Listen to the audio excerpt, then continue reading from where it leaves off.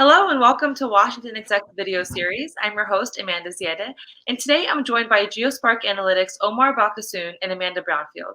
Omar is the founder and executive chairman. He started the company in 2017 as a spin-out from his first company, and Amanda is now GeoSpark Analytics CEO effective October 1st. So thank you both so much for joining me today.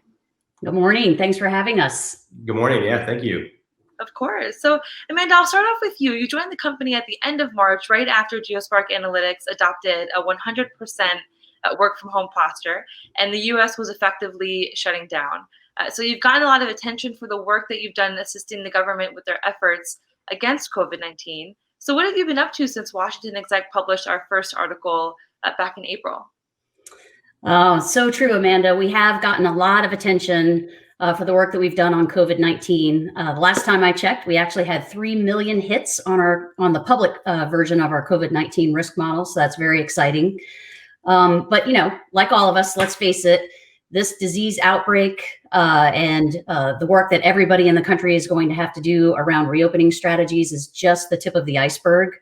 COVID-19 is going to be with us for the indefinite future. It's going to affect everything from health to travel to supply chain resiliency to the economy.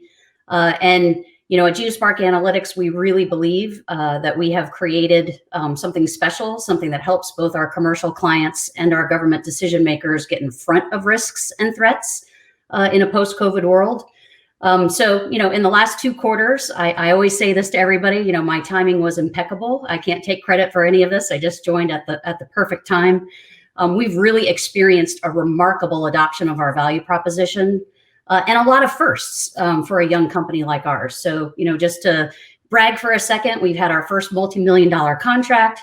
We had our first multi-year contract. We had our first enterprise level contract with 11,000 users, which was really exciting. We also had our first shout out on 60 Minutes, which is a story in and of itself. I'll save that for another day. But the real exciting thing for us is just the sheer volume and variety of use cases that the United States government in particular have been using our platform for. So just, a few fun things. We launched our mobile application. And now we're proud to say that our Hyperion mobile is a part of the Air Force's electronic flight bag, which means every air crew in the entire United States Air Force is using Hyperion to assess threat and risk as they travel about the globe, to include the crew that flies Air Force One. To supplement the 8 event models that we always talk about, that are the special sort of algorithms that our system curates our content through, FEMA has asked us to create 7 new event models that are around what they call their 7 community lifelines. So think, as citizens of the United States, everything from water safety to energy to food safety, all now will be incorporated into the Hyperion platform. And after the project ends, that will become a part of the permanent solution that all users can take advantage of.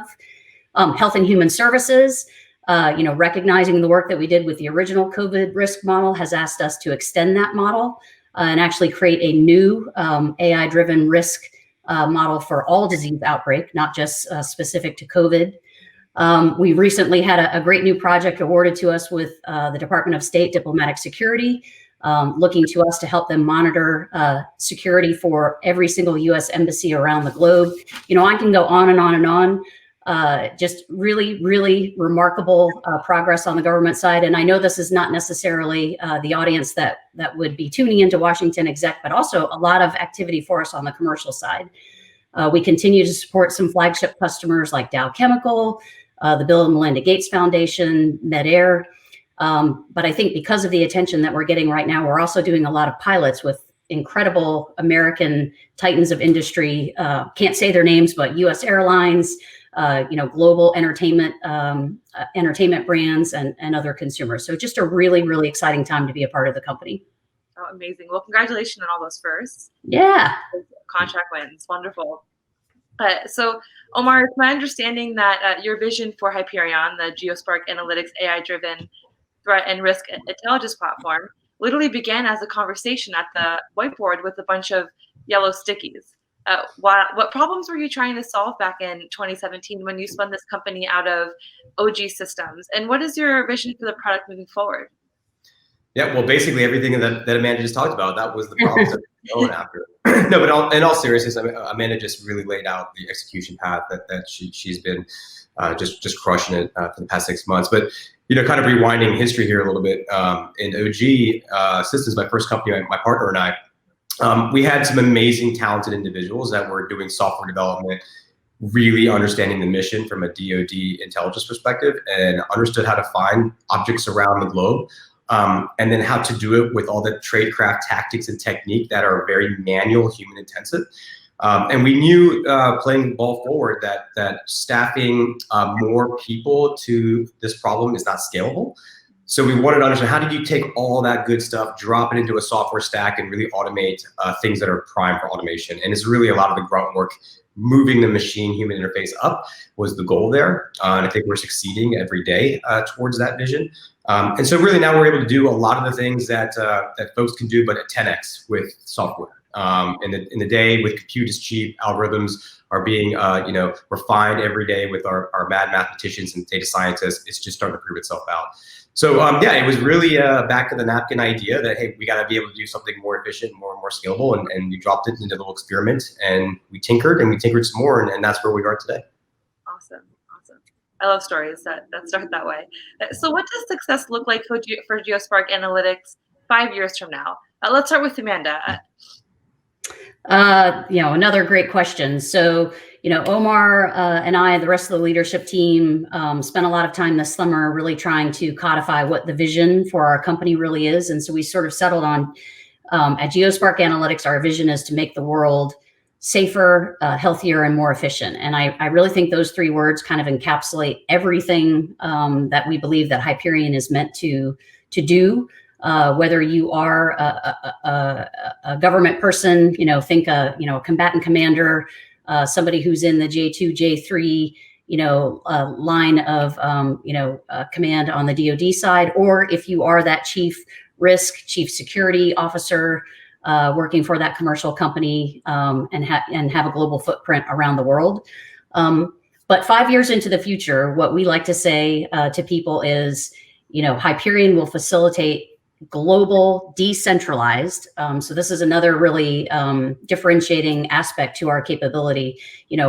As COVID shut down the government and people were forced to work from home, we had countless customers say to us, "Thank God I have Hyperion, because I can literally sit at my kitchen table with my laptop and I can continue to do my job, because, of course, the data that we are curating and making our assessments about is all open source, which is really the future for everybody, not just the government, not just sort of classified customers that you think about today."